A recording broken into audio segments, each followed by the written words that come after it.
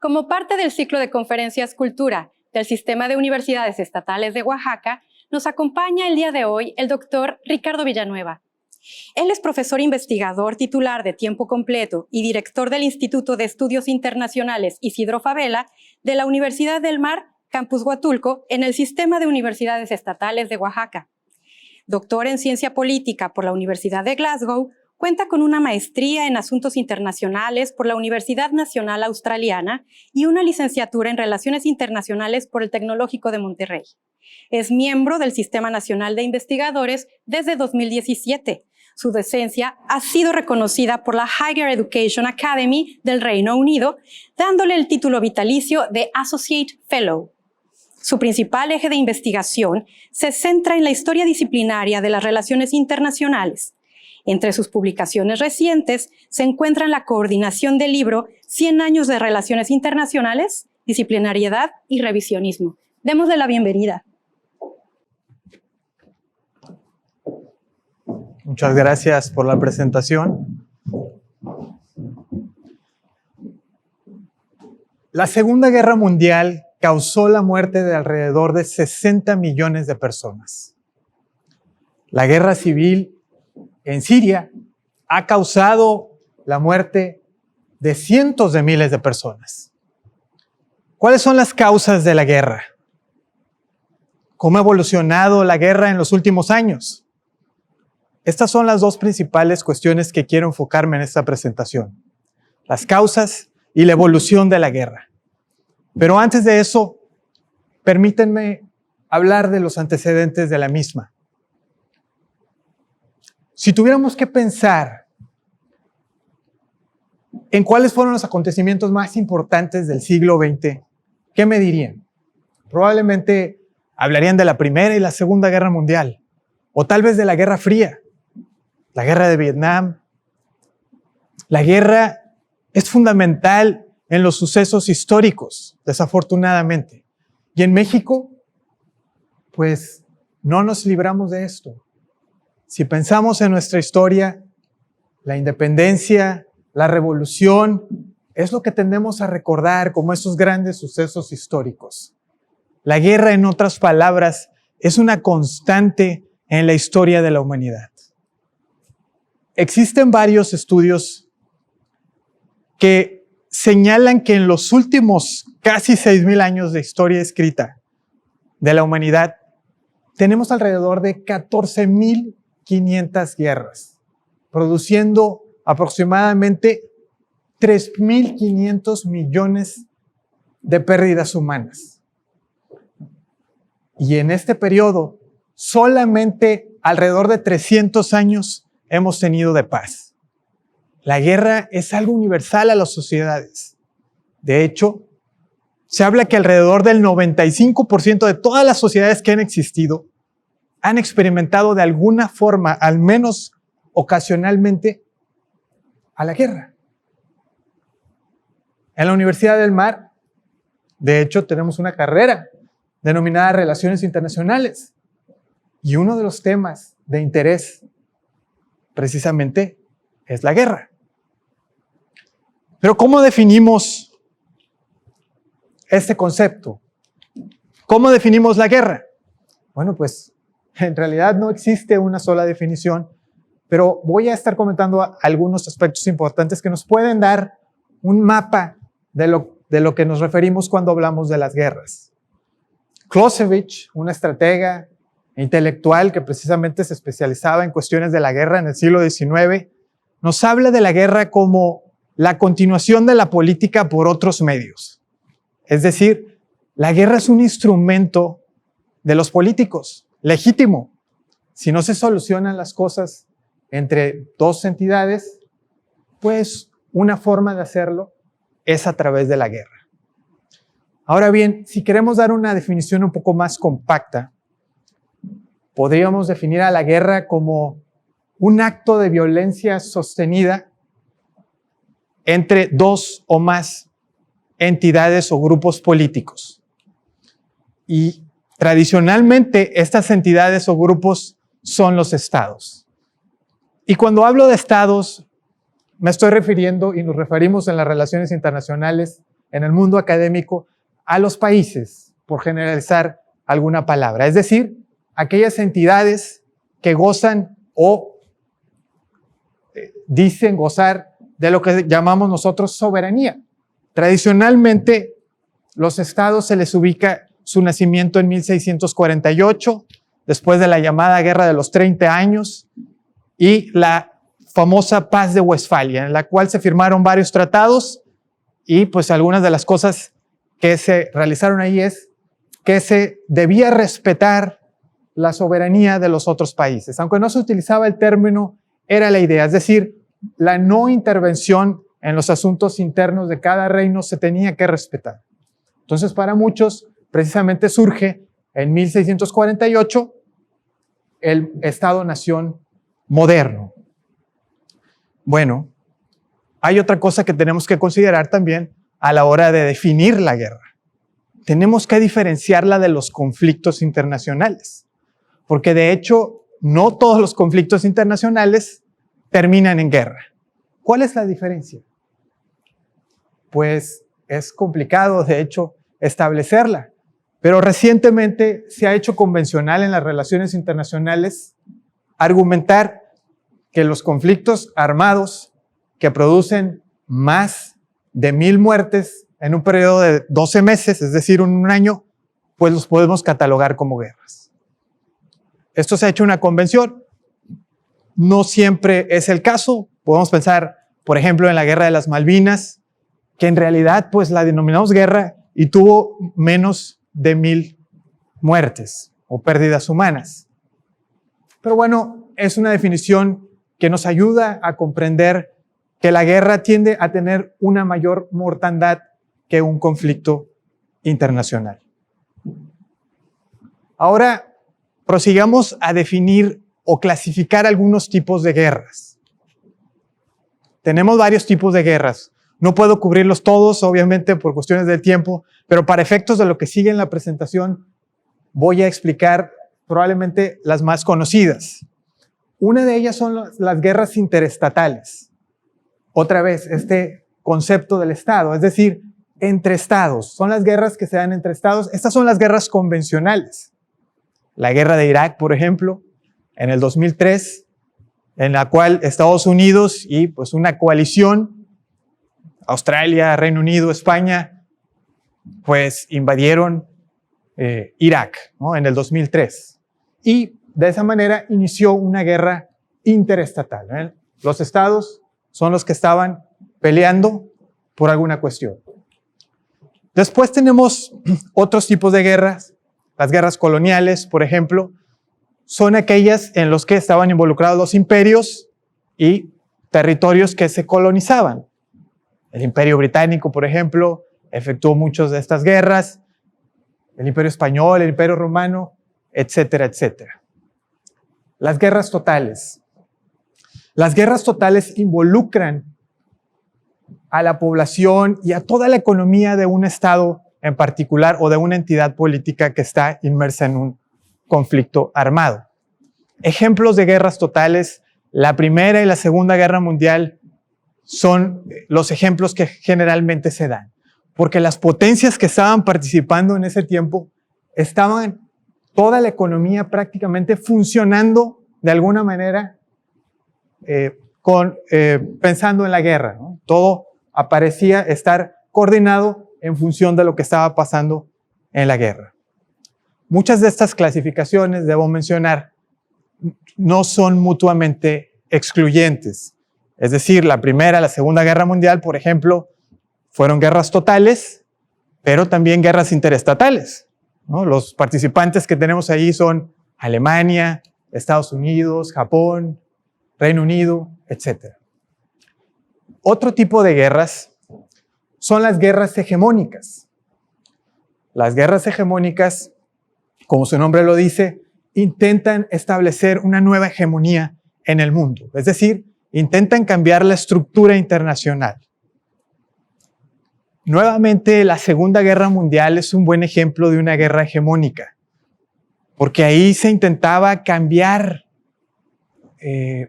la autoridad a nivel internacional de algunos estados, es decir, la polaridad, si lo podemos poner de alguna otra manera. En este momento, en la Segunda Guerra Mundial, teníamos un mundo multipolar.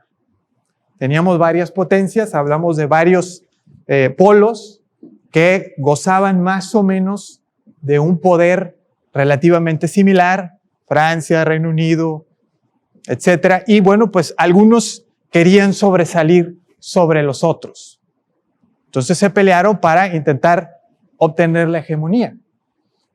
La guerra del Peloponeso en el siglo V a.C. es otro buen ejemplo entre Esparta y Atenas, dos ciudades-estado del momento, en el que, bueno, pues Atenas era la principal entidad, la que gozaba probablemente la hegemonía en un momento, y después Esparta se levantó e intentó cambiar esa estructura internacional o regional existente en Grecia en ese momento. Después tenemos las guerras civiles. Las guerras civiles son muy interesantes porque tienden a ser diferentes a las anteriores en el sentido de que son más internas.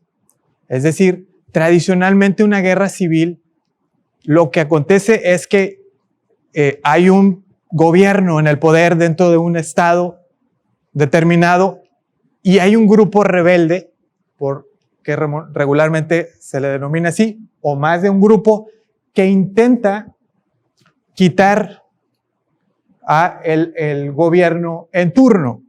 ¿Por qué? Pues hay no hay satisfacción por alguna cuestión, hay inconformidad por alguna otra cuestión, o muchas veces es por territorio. Muchas veces se quiere derrocar al gobierno e instaurar uno nuevo, o simplemente obtener alguna petición que regularmente tiende a ser el territorio. Ejemplos de guerras civiles, pues en la primavera árabe, en el 2011, empezaron varias guerras civiles.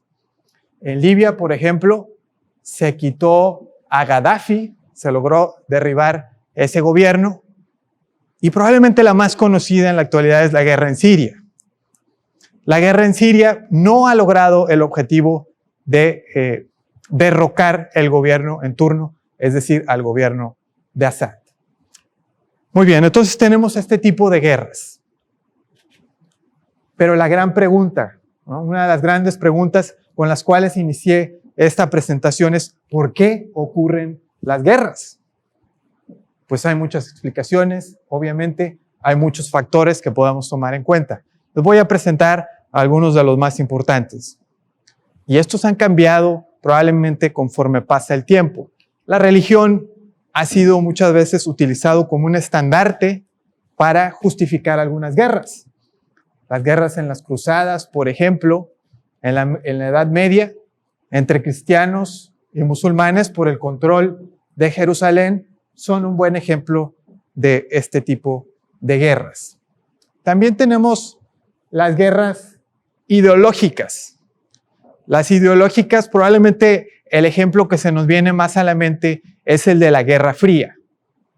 La Guerra Fría, que fue este periodo después de la Segunda Guerra Mundial, 1945, que termina, en el cual pasamos de un mundo multipolar a un mundo bipolar, en el cual Estados Unidos y la Unión Soviética quedan como los dos grandes polos o las dos superpotencias de la estructura internacional en el momento. Bueno, pues esta división en gran parte era ideológica, porque estaba por un lado el bloque socialista liderado por la Unión Soviética y por el otro el bloque capitalista liderado por los Estados Unidos. Entonces, esta pudiera ser otra causa de la guerra. Otra causa puede ser la identidad, y particularmente la identidad étnica.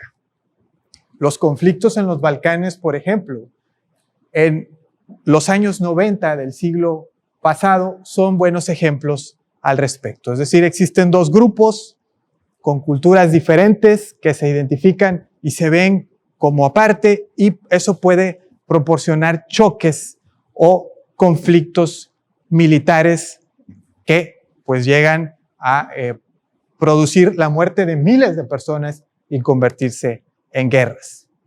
Pero de todos estos, o de todas estas causas que les he mencionado, la más recurrente probablemente, y probablemente la que está detrás, como probablemente la real causa, es por los recursos. Y cuando hablo de recursos, me refiero territorio, puede ser, que es muy común, o incluso petróleo, puede ser. La guerra del 2003 contra Irak la justificó Estados Unidos con base a un armamento nuclear de parte de Irak. Sabemos que no era el caso y pues daba la casualidad que en ese momento Irak poseía unas grandes reservas de petróleo. De hecho, era el tercer país con mayores reservas de petróleo hasta ese momento. Entonces, las guerras por los recursos también pueden ser. De hecho, la primera guerra del Golfo en los años 90 del siglo pasado, en la cual Hussein ataca a Kuwait, pues también fue por petróleo. Entonces, el territorio, los recursos, el petróleo, todas estas cosas son importantes y causan muchas veces la guerra. Ahora quiero ir más allá de estas causas específicas y generalizar un poco más. En relaciones internacionales hacemos regularmente una división de las causas de las guerras y lo dividimos en tres grandes categorías, imágenes les llamamos, que son o niveles: el nivel individual, el nivel estatal y el nivel internacional o sistémico. Y estos niveles nos dan diferentes explicaciones de las causas de la guerra. El nivel individual hace énfasis, obviamente, en la naturaleza humana. La naturaleza humana, muchos teóricos la han concebido como perversa, malvada, que busca lo suyo, su propio interés, egoísta. Particularmente podemos pensar en Thomas Hobbes. En un mundo donde hay recursos limitados y pues mis deseos son ilimitados, pues muchas veces, si no nos ponemos de acuerdo, la cosa terminará en guerra. Particularmente, esa naturaleza humana, obviamente, la tienen los líderes en las entidades políticas a nivel internacional, y eso es lo que produce muchas veces la guerra.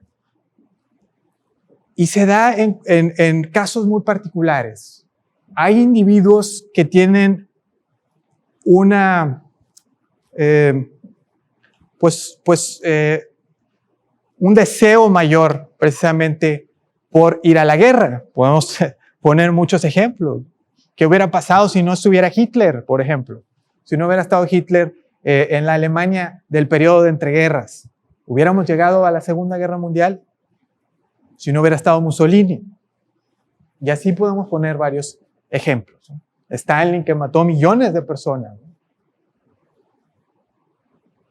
Hay otro nivel, que es el nivel estatal.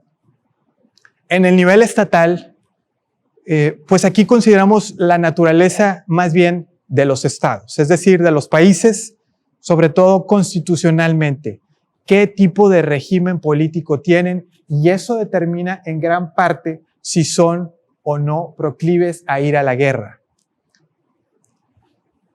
Una de las tesis más interesantes en las relaciones internacionales que tenemos es la llamada tesis de la paz democrática.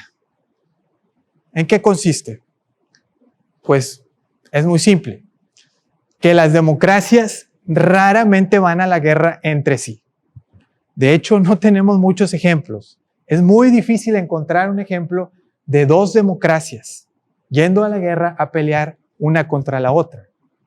Sí tenemos muchísimos ejemplos de democracias que van e invaden países que no son democráticos o que van a la guerra con países que son autoritarios, pero no tenemos muchos ejemplos de democracias peleando entre ellas. Entonces, el tipo de régimen puede ser una causa de guerra. Desde un tipo de vista marxista, los regímenes capitalistas pueden ser más guerreros. ¿Por qué?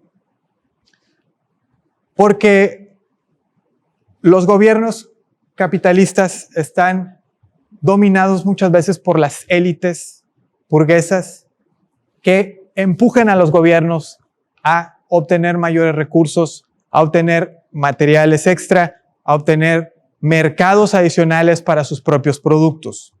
Esto los empuja a realizar algunas guerras imperialistas. Probablemente este tipo de guerras han disminuido hasta cierto punto, pero eran muy comunes, sobre todo durante la Primera, la Segunda Guerra Mundial, pues en parte se explican en gran manera por esta visión. Ahora paso al último nivel, que es el nivel internacional o sistémico o estructural. Aquí quiero tocar dos puntos principalmente. En relaciones internacionales, uno de los conceptos más importantes es el de anarquía internacional. Y cuando hablamos de anarquía internacional, hablamos de la ausencia de un gobierno mundial. Es decir, lo que tenemos en el mundo son 193 estados que están como miembros de Naciones Unidas y algunos otros que pues no son miembros, pero no hay nada arriba de ellos que logre controlar sus acciones. Podemos pensar, ¿qué hay de las Naciones Unidas? Bueno, pues consideren, por ejemplo, la guerra del 2003 con Irak. Pues Naciones Unidas no hizo nada cuando Estados Unidos fue e invadió con la coalición Irak. De hecho, era su interés que se pasara una resolución en el Consejo de Seguridad para que el Consejo de Seguridad fuera el que invadiera o causara sanciones de tipo militar a Irak. Pero en el momento que algunos actores importantes como China, Rusia, empezaron a dejar entrever que iban a vetar esa resolución, pues Estados Unidos simplemente se brincó a Naciones Unidas. Y esto ha sido un tema recurrente de las grandes potencias. Rusia también lo ha hecho. Recientemente, Georgia, Ucrania, ha ido a la guerra y Naciones Unidas, pues, no lo ha impedido. Entonces, la anarquía internacional se refiere precisamente a esta ausencia de un gobierno internacional, de una autoridad supranacional que, dado que existe eso, pues la guerra se hace más factible. Sobre todo las potencias pueden ir a la guerra sin mayor problema en algunas ocasiones. El segundo punto que quiero hablar acerca del nivel sistémico es la polaridad, de lo cual estuve comentando un poco. Es decir, para algunos teóricos de las relaciones internacionales, la polaridad hace más proclive al mundo a que exista o no la guerra. ¿Qué quiero decir con esto? Bueno, pues en la Primera y la Segunda Guerra Mundial ya comentábamos que vivíamos en un mundo multipolar. Es decir, tenemos varios estados, más o menos con un nivel de poder similar. Para los teóricos llamados realistas en las relaciones internacionales, un mundo multipolar es muy peligroso. Y eso se refleja en los ejemplos de la Primera y la Segunda Guerra Mundial. Sin embargo, señalan que un mundo bipolar, como el que tuvimos en la Guerra Fría, con la Unión Soviética y Estados Unidos, tiende a ser más estable, menos peligroso en cuanto a las guerras entre potencias. Si bien hay mucha tensión entre los polos, pues no tenemos una guerra directa que culminara en más de 1000 muertos entre las grandes potencias durante todo el periodo de la Guerra Fría, que terminó en 1991 con la desintegración de la Unión Soviética. Luego tenemos otra perspectiva, una perspectiva más liberal, y que dice que el mundo unipolar en realidad puede ser estable también. Y de hecho, lo que pasó después de la Guerra Fría fue que quedamos con una gran superpotencia solamente, Estados Unidos. Y parece que eso, de alguna forma u otra, pues se ha traducido en menos guerras. Muy bien. Ahora bien, ¿cómo ha evolucionado la guerra en los últimos años? Mi otro gran tema de la conferencia. Obviamente, la guerra ha cambiado muchísimo en toda la historia de la humanidad, pero me quiero enfocar en las últimas décadas, particularmente después de la Segunda Guerra Mundial, porque se está empezando a hablar entre los teóricos de las relaciones internacionales entre las llamadas guerras antiguas y las guerras nuevas. ¿Cuáles son las guerras antiguas? Pues son las guerras convencionales de las que habíamos estado hablando, principalmente guerras interestatales, es decir, entre ejércitos uniformados, estados o países que pelean por alguna cuestión. Las guerras nuevas son diferentes. Estas guerras nuevas han estado progresivamente avanzando e incrementándose particularmente después de la Segunda Guerra Mundial y probablemente con más fuerza después del fin de la Guerra Fría. ¿Cuáles son algunas de las características de estas guerras nuevas? Bueno, pues no se dan entre las grandes potencias y qué bueno, porque imagínense que tuviéramos una guerra entre las grandes potencias, sería devastador en estos días, pero ya no hay. Ya no existen las guerras entre las grandes potencias hoy en día. Las guerras tienden más bien a ser asimétricas. Es decir, por un lado puede estar una potencia y por el otro lado un estado que no tiene el mismo poderío militar. O incluso un grupo dentro de un estado, como es el caso de las guerras civiles, y que es precisamente algo que define también a estas nuevas guerras, que la mayoría de las nuevas guerras son guerras civiles, es decir, guerras dentro de un estado. Bueno, otra característica es que la distinción entre lo militar y lo civil se ha roto. Es decir, ahora lo civil, como comentaba, pues muchas veces choca con lo militar. Estos conflictos son en parte muchas veces entre un ejército, el Estado, un gobierno y por otro lado un grupo civil. Entonces todas estas cosas son las que definen a las nuevas guerras. Ya no son guerras por la ideología como lo eran en la Guerra Fría, más bien ahora son guerras de identidad. Las guerras de identidad a lo mejor étnica, guerras de identidad religiosa probablemente. Aquí les presento una gráfica muy interesante que explica cómo ha ido evolucionando la guerra, cómo ha cambiado el número de muertos. Lo que hace esta gráfica es explicar el número de muertos en los conflictos internacionales después de la Segunda Guerra Mundial. Es decir, a partir de 1946 hasta el 2016, que es cuando tenemos los últimos datos. Es muy interesante la gráfica porque nos revela muchísimo. Primero pongan atención en la parte verde. La parte verde se refiere a las guerras del tipo coloniales o imperialistas. Ya desaparecieron los imperios, obviamente pues ya están desapareciendo o desaparecieron de hecho las guerras del tipo colonial. Después vean la parte azul. La parte azul se refiere a las guerras interestatales. Increíble. Puede sonar increíble para una persona que lo ve por primera vez.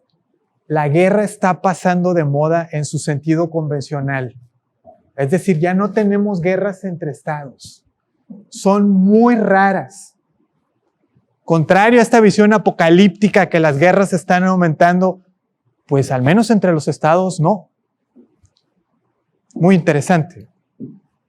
Sin embargo, quedan otros dos colores que tenemos que analizar, que son y se refieren a las guerras civiles, los dos. El color amarillo se refiere a las guerras civiles en su propia o definición más pura, en la que son conflictos internos, en la cual un grupo rebelde dentro de un estado pues intenta derrocar al gobierno. Y las que están en rojo son guerras civiles, pero que tienen la intervención de una potencia o un actor externo.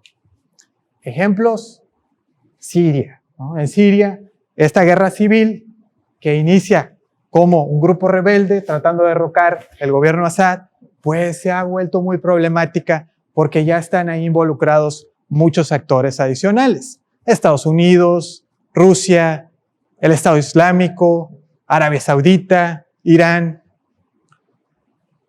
Ya tenemos actores externos involucrados. Estas guerras, en los últimos años particularmente, han estado aumentando. Pero bueno, retomemos nuestro punto anterior. Las guerras interestatales han estado desapareciendo. ¿Por qué? ¿Qué ha propiciado que ya no tenemos prácticamente guerras entre estados? Y no tenemos ciertamente entre potencias.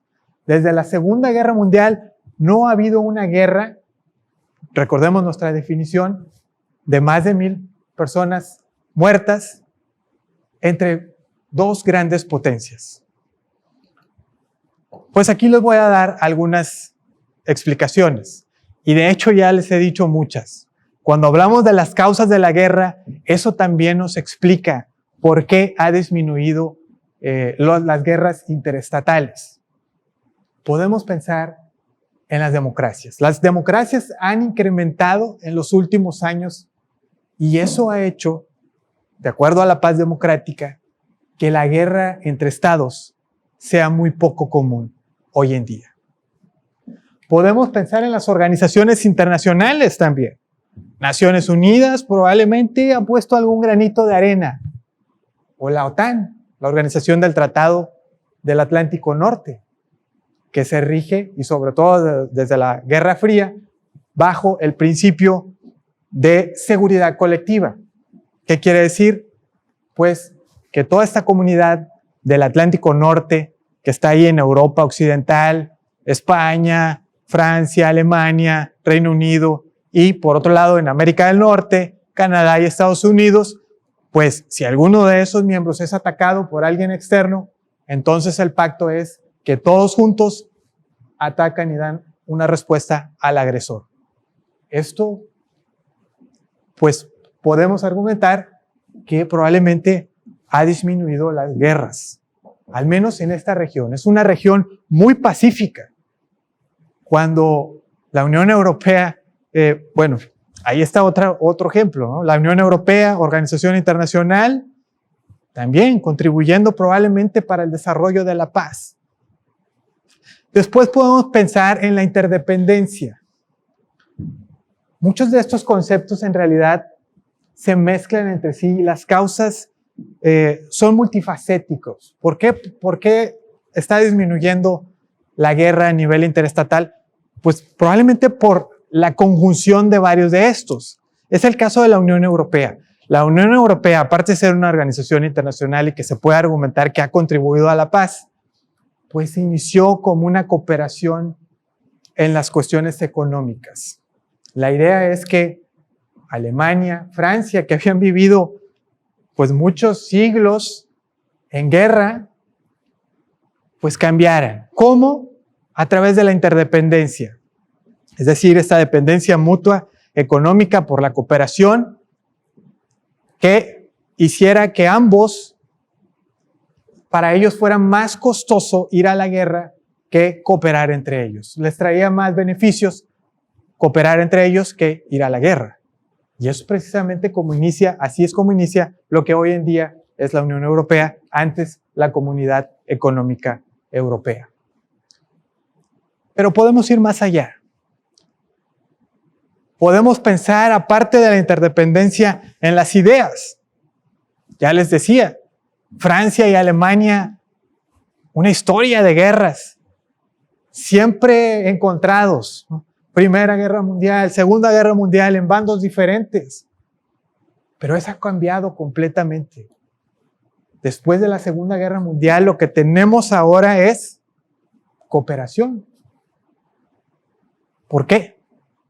Por un cambio de mentalidad. Las ideas pueden importar, pueden ser muy importantes. Entonces las ideas, ahora ya no tenemos muchos de nosotros la idea de que la guerra es algo legítimo. En un pasado veíamos a Clausewitz que nos decía que la guerra es un instrumento de la política, legítimo. Bueno, pues hoy en día ya no todos lo vemos así. Obviamente sigue existiendo esta visión, particularmente en algunas potencias, pero esto ha estado cambiando. La guerra de Irak fue altamente impopular entre la población. Y bueno, hay otro argumento muy poderoso que explica la disminución de las guerras interestatales, particularmente entre las grandes potencias.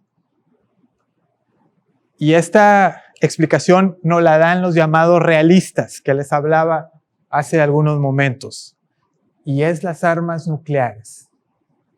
Los neorrealistas o realistas nos dicen, la ONU, bueno, pues ¿sabes qué? No, la interdependencia, no, esos son puros cuentos. ¿Quieres que te diga la verdad por qué han disminuido las guerras? Han disminuido por las armas nucleares. No hay otra explicación. ¿Por qué? Porque si yo, Estados Unidos, se me ocurre invadir a Rusia, ¿qué es lo que va a pasar? Un país nuclear me va a responder con armas nucleares. Entonces tengo mi destrucción asegurada, lo que se denomina MAD en inglés, Mutual Assured Destruction. Si yo ataco un país nuclear, el otro me va a responder con una bomba nuclear y yo a su vez lo voy a atacar con un arma nuclear y nos vamos a desaparecer básicamente, ¿no? Podemos destruir con el armamento que tenemos actualmente la Tierra 20, 100 veces, 200 veces, no sé, he escuchado varios números y francamente no importa porque si la podemos destruir más de una vez ya no estaríamos todos aquí. Y es un argumento muy poderoso, ¿no? A pesar de lo delicado que pueden ser las armas nucleares, muchos teóricos argumentan que brindan cierta estabilidad. Y hasta cierto punto es cierto porque no hay guerras entre las grandes potencias desde la Segunda Guerra Mundial, desde la invención precisamente de las armas nucleares. En conclusión, existe una multiplicidad de causas de las guerras. También hemos visto que la guerra ha evolucionado y que ha particularmente venido en descenso en cuanto a las guerras interestatales. Y también existen varias explicaciones de esta disminución. Sin embargo, ¿debemos de ser optimistas por esto? Yo argumento que no. ¿Por qué? Primero, porque como ya vimos, en realidad la guerra está cambiando de naturaleza. No es que haya desaparecido, sino que tenemos ahora guerras civiles, que son las que predominan en las relaciones internacionales. Segundo, porque de hecho estas guerras civiles se reflejan en el índice de paz. El índice de paz mide la paz que hay en el mundo desde los años 70 y lo que hemos visto en los últimos años es que se ha deteriorado ese índice. ¿Por qué? Por las guerras civiles. Pero además, tampoco podemos ser muy optimistas porque en realidad existen otros problemas graves en el mundo en el que vivimos. Las pandemias, obviamente, las estamos experimentando. El medio ambiente es otro problema de muy seria gravedad para los próximos años. Entonces, ¿qué podemos decir? Lo que podemos decir es que seguramente, pese a ello, pese a todo lo que hemos estado viviendo, el declive de la guerra interestatal, es que desafortunadamente podemos esperar que la guerra continúe existiendo en la práctica y en el estudio de las relaciones internacionales.